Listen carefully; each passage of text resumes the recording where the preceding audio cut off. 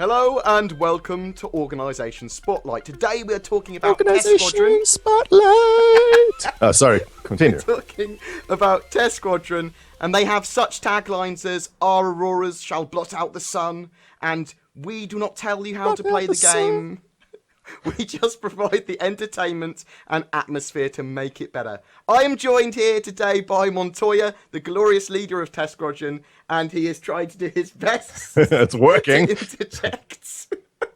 So say hello, Montoya. Hello, Montoya. Board gamers, how are you? It is an honor and a pleasure to be here. I love your channel, man. Very, very well done.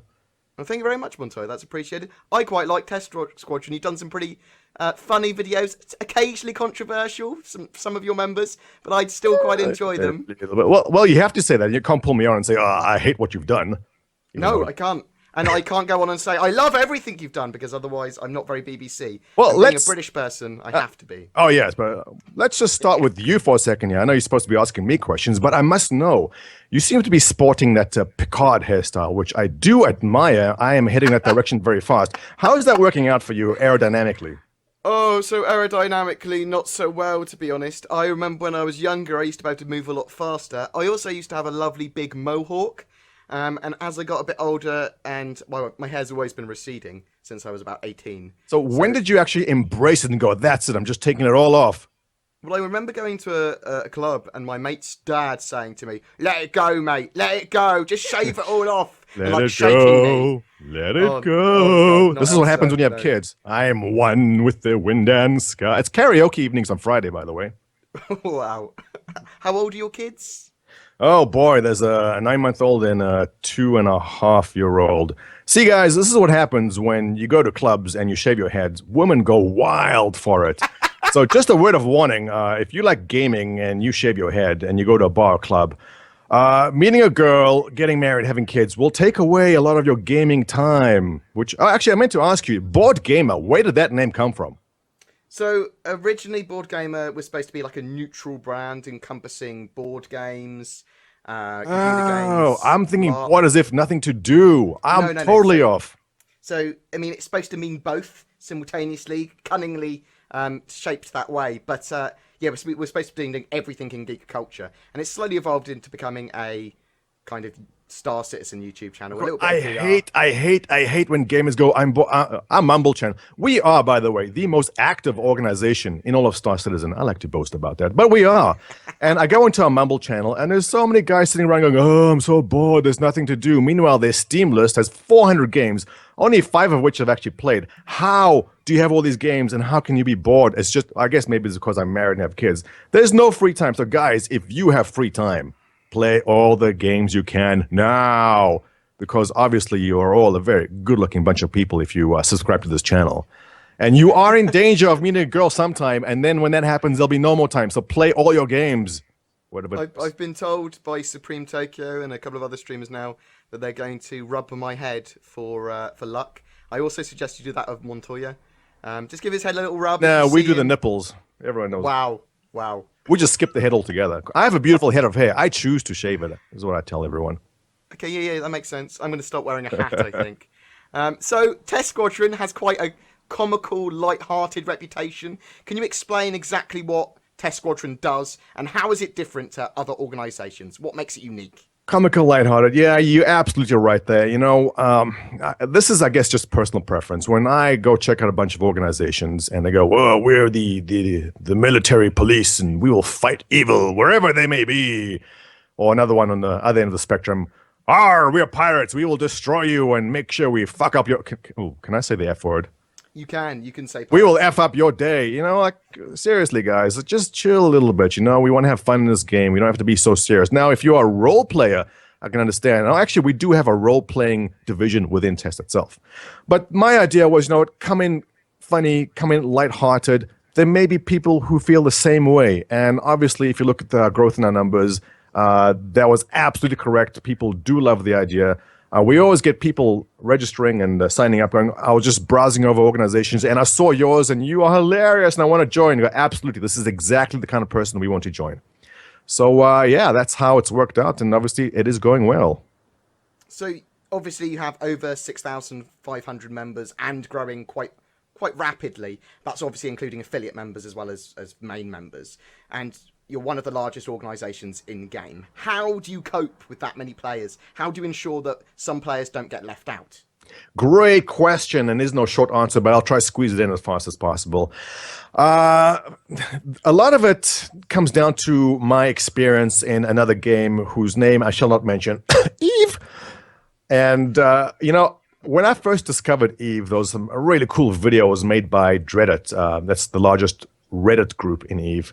And I was totally sold. I go, wow, this is amazing. I totally want to be involved with these guys in this game. So I went and asked them, hey guys, how can I join you?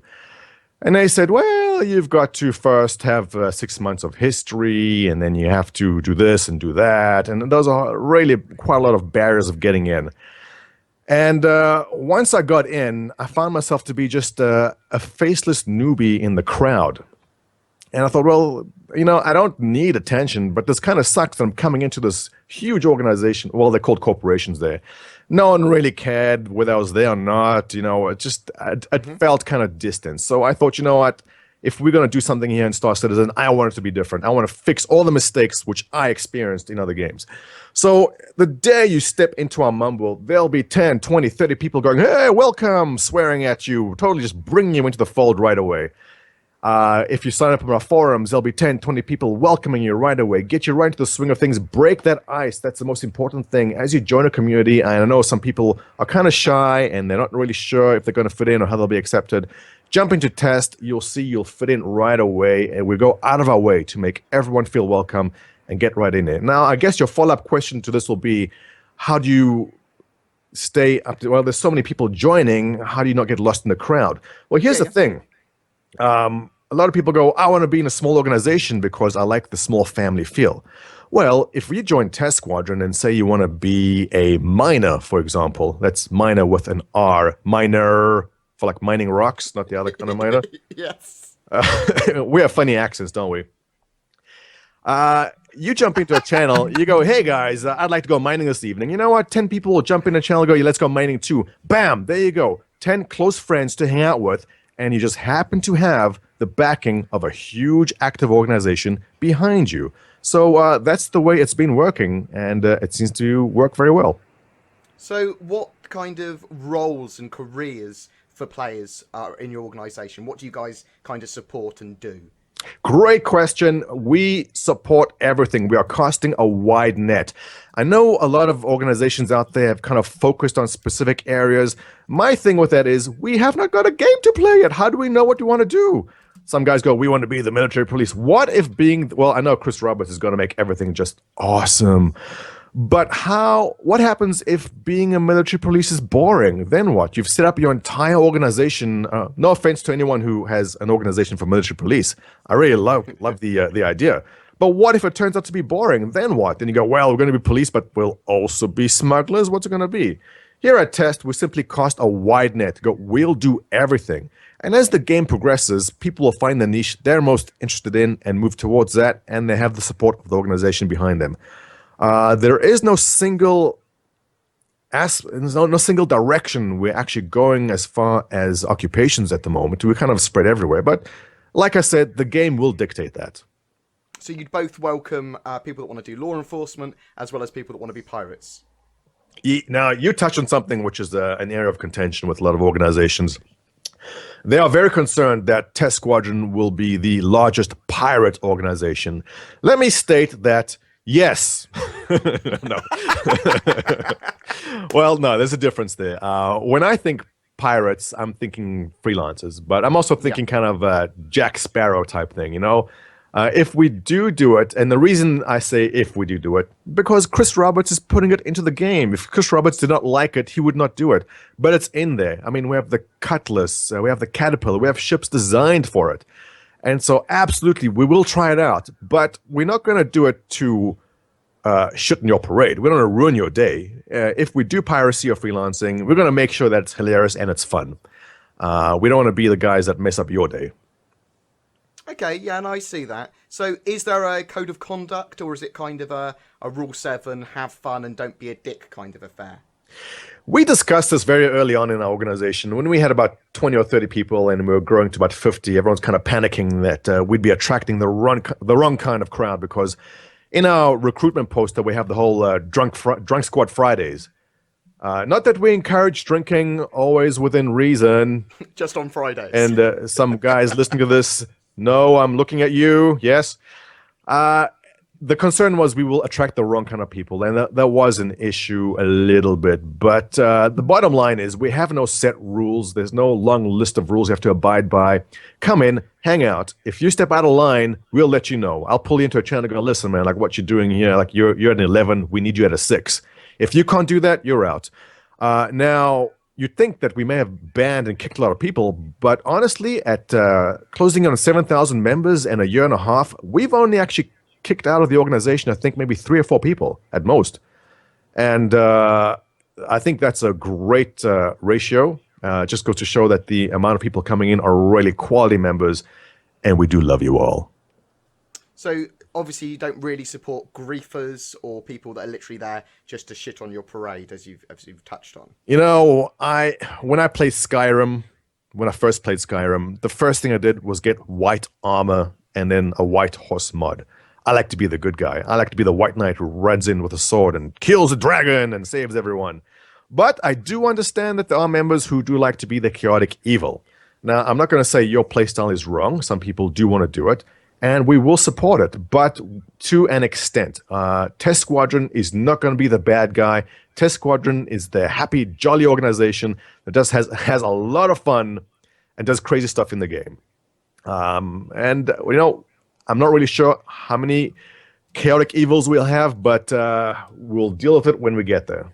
So, as you just touched on, if Test Squadron had a Dungeons & Dragons alignment, what would it be? What do you think it is? Neutral, I would say hovering between true neutral and chaotic. 1 second. Oh, what is that? There's an ice cream van outside my house. Ooh, chocolate, give me chocolate. With me 1 second. You're lucky my kid's on here. They'd be freaking out. So, what time zones do you cater for in Test? Do you have language-specific areas? All of them! So, do you also cater for the French and German speakers, for example? Are there already areas on your forums and that sort of stuff already set up for them? Or do you just welcome people creating them? Well, we are very fortunate to have a very active player base, and the time zones will obviously range all time zones. We have the night crew, which are the Australians and the Asian players. We have the Europeans, then coming in after that. Then we have the US players. There's always someone online. So what time zones do you cater to? Everybody. It just worked out that way, and it is great. Okay, yeah, there's such a large organization. I suppose you can cater for everyone. So how do you treat we your cater to everyone, and you know, we're very open and welcoming to everyone, except those who are intolerant and the Dutch. Wow. An Austin Powers joke. Just I know some guys in my mumble are looking like, oh, I'm going to get him now. You know who you are. How do you treat your affiliates compared to your main members? We make no distinctions between our affiliates and our main members at the moment. We are wide open. You want to hang out, come in. A lot of affiliates are part of smaller organizations that are essentially dead. There's no activity, and which is understandable because there's no game. So they come hang out with us because we're very active. They hang out in our mumble and our forums, and we're welcoming to everyone. But once the games begin, it is very different. If we are in our space station and we are being attacked and you're an affiliate of some organizations that are attacking us, then there's an issue. So that is why we do encourage members to be main. It is not essential, but we do like it when we have main members. But at the moment, affiliates, more than welcome, wide open, everyone hop in, have fun. And we'll figure out how everything lines up in the game, as I've mentioned before.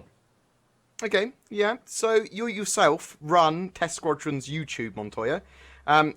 Amongst other things, there's a series called State of the Squadron, which tells people what's going on with Test Squadron, tries to help them get involved. Can you tell me a little bit more about that and some of the other content you provide? This was supposed to be... I was never much of... I mean, look at my face. I don't have a face for camera, really. And I thought, well, it would be nice to have some sort of way to reach everyone in the organization. At the moment, we do not have the tools to reach our members, so we have to use media like YouTube. And so I thought to myself, let's make a video or something. We'll call it State of the Squadron, and I'll put it out maybe 2 or 3 times a year. And so I put one out, and it was well received. I put a second one, everyone loved it. Put a third one, people asking for more. And so instead of putting out 2 or 3 a year, it's come to the point where I put out 1 a month, and it's increasing even more from there. I have to, well, here's the thing, time. This organization is quickly becoming a full-time job to me, and I absolutely love it. It's been a labor of love from the very beginning. And putting together the State of the Squadron allows me to not only meet and greet new members, but bring them into the fold and let them see what Test Squadron is about. It brings them up to speed with what's happening within the organization, which kind of goes back to the question you asked previously about new members coming in, how they fit in. A big thing about joining a new organization, and especially a large one, is that you come in and you don't know what happened in the past. Like, what are all these little jokes, the inside jokes and everything? You have no idea.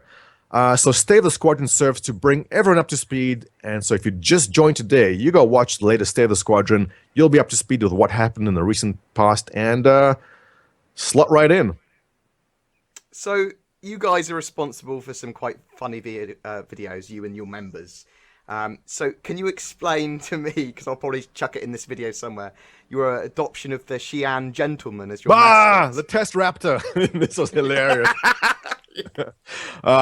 Yeah, that's a funny story. An individual who was part of another organization saw this poster in the background of Around the Verse. It was the Xi'an gentleman who sips his tea. And he thought, hang on a second, this is the dinosaur from the Eve test group. By the way, we're not related to the Eve group from Test. That's a whole different story. But basically, he saw this poster in the background of Around the Verse. And he goes, oh my God, this is totally Test propaganda. Why is there Test propaganda up every single week on Around the Verse? And he wrote a big damning thread on RSI, which just blew up. And I'm scrolling along, looking at stuff to read in the evenings. I go, oh, what? Raptor Test? And I log on it, and I just started cracking up. Now, it takes a lot to make me laugh. I'm a very serious person. And I was cracking up, and I went to Mumble. I go, oh my God, guys, you got to come see this. And I gave them the link, and I started recording. And they started cracking up too. And you know what? It's one of those things that you cannot plan. It just kind of happens. And thus was born the Test Raptor. We had no mascot. We're not really interested in a mascot. But that kind of very happy mistake led to the birth of the Test Raptor, a.k.a. Fancy Xi'an Gentleman, and his wide knowledge of galactic teas. So, your Manifesto and Charter... What? We have a manifesto? You do indeed. Since when?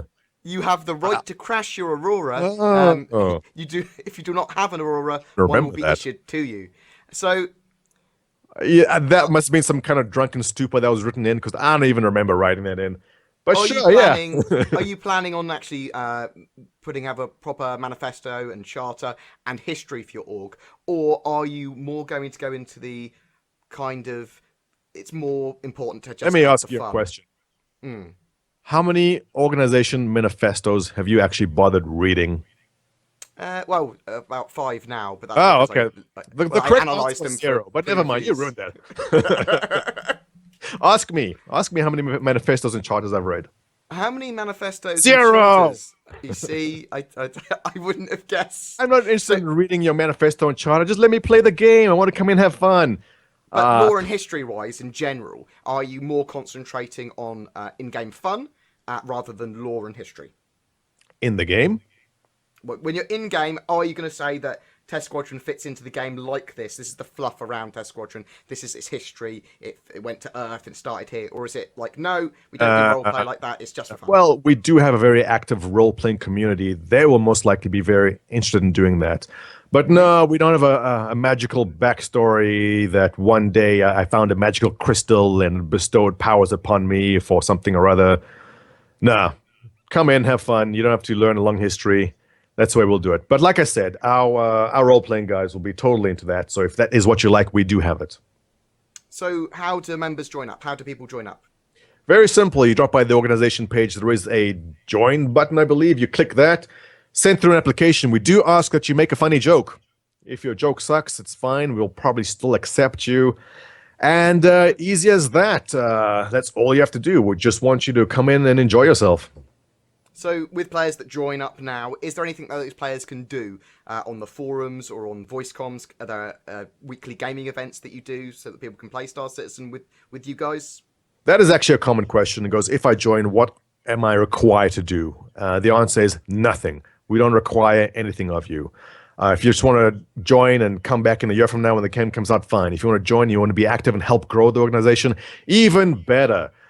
Get active in the forums, chat to people, make friends. If you have any special skills you think can help us grow, by all means, let us know. We would love you to help.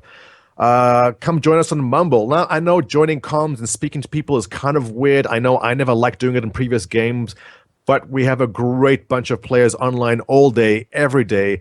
Whether you want to jump into Arena Commander, you want to flat out someone, jump into Mumble, say, hey guys, who wants to play? 5, 10 people will jump in your channel, play with you right away. So that's why I always recommend jump into comms, have fun, and get yourself involved if you can. Do you try and do any particular nights of gaming? Do you have like on Tuesday we have this kind of gaming or anything like that set up? We're kind of infamous for Friday night drunk squads. One of our streamers makes a point to get completely inebriated within reason while playing games, and it makes us all laugh. But essentially, you know, as we're closer and closer to the game, there'll be more organized events. We do a lot already at the moment, but more to come as we're closer, as I said. You sent me a link to some of the active Star Citizen streamers in Test, of which there are loads. Oh yeah, you know what? We really lucked out. Being an active organization, activity attracts activity. And we got, if I may just say, and I know I'm tooting my own horn here, the best streamers in all of Star Citizen. I absolutely love the guys. They're doing a great job. I'd love to list them out, but I know I'll probably forget one or two of them, so I'm not going to mention them all by name. But great bunch of streamers. Test Gaming is the stream team. Also, testgaming.net, which was a recent portal we just launched. We grow so fast that it's really tough keeping in touch with everyone. So we actually created a portal page, testgaming.net, that keeps everyone up to date with things happening within Star Citizen and Test itself. Drop by, take a look if you like. And it all kind of ties in. It's still a work in progress, but it's all going to tie in with our stream team. If you do stream and you are interested, by all means, drop by and give Captain Richard a shout. He'll chat with you if you're interested about that. So I've read about some community ships that you funded with donations, and you seem to get a reasonable amount of donations from your members each month. Totally donated.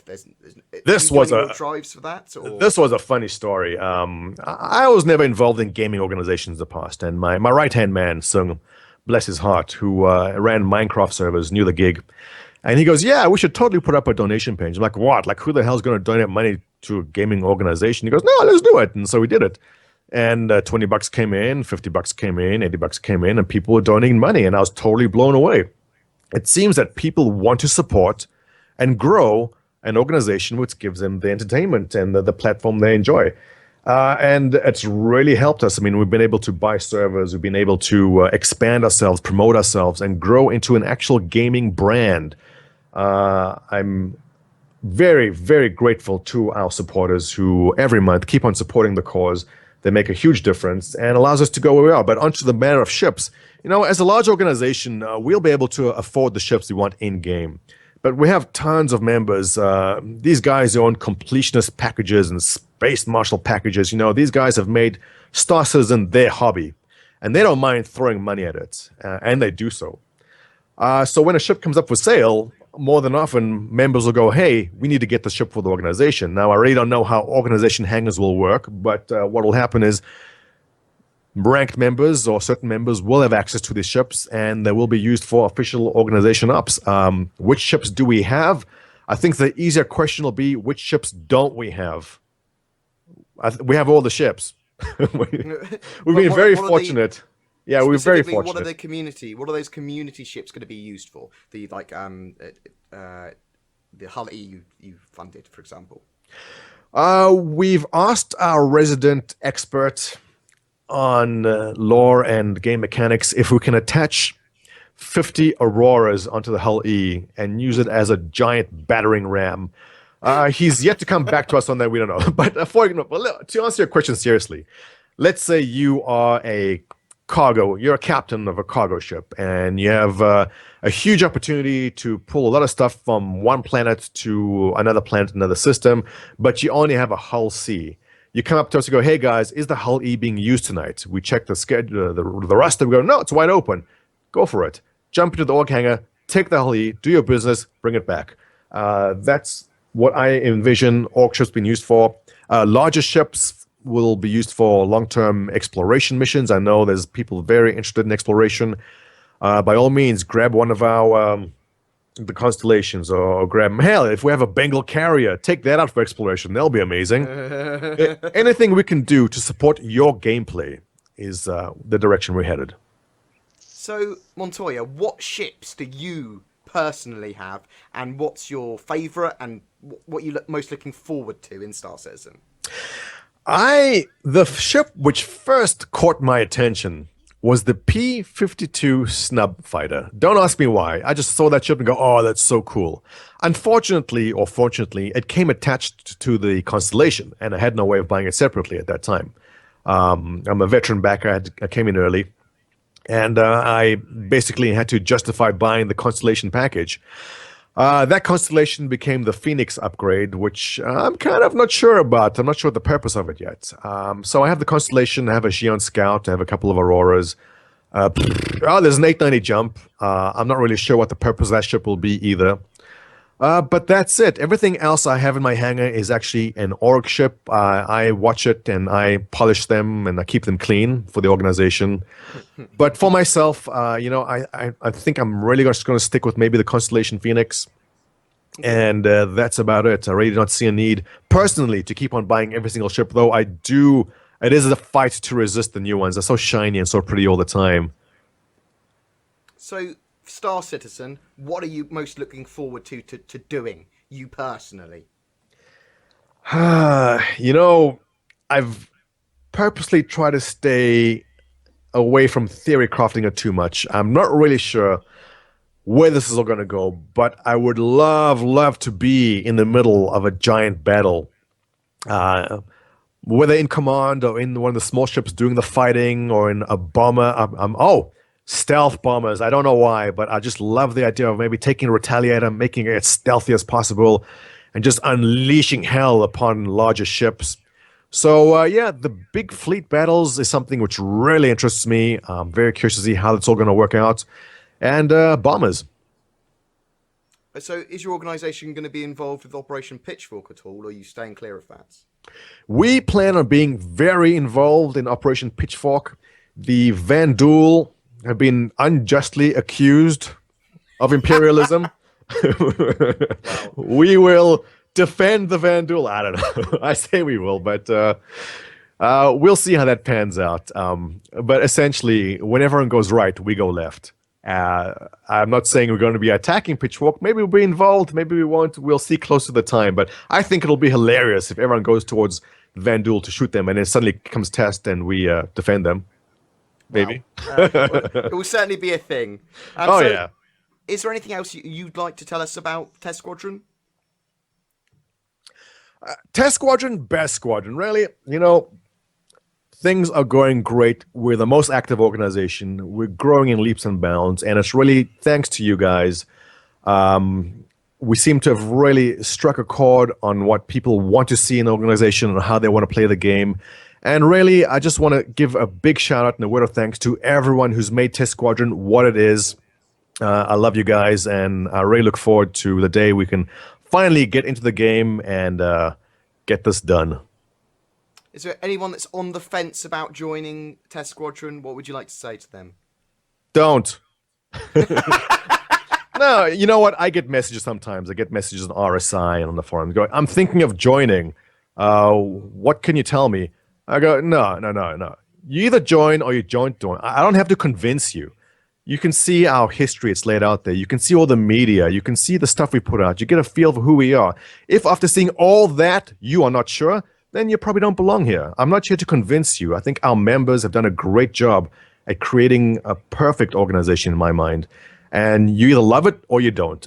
If there's people on the fence, you know what? Jump off that fence. Join Test Squadron now.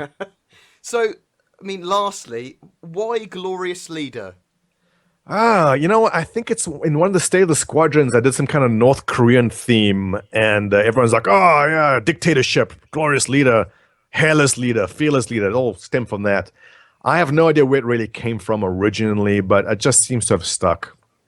And, you know, I'll run with it. Well, there you have it, folks. That's Test Squadron. I was joined by Montoya, the glorious leader of Test Squadron. And thank you very much for listening. And check them out. I'll put all the links in the description below about everything Test Squadron-esque, including some of their streamers and stuff. This has been the best interview ever. By the way, if you are watching this on YouTube, hit that subscribe button. This guy deserves to have 40, 50,000. What is this? What, 28,000? The shame. The shame. Where's my bell? Ding, ding, ding. Shame. Hit that subscribe button. Get in there. Show Board Gamer some support and love. I love his head. I want to kiss your head. I hate you, Montoya. You do. Let the hate flow.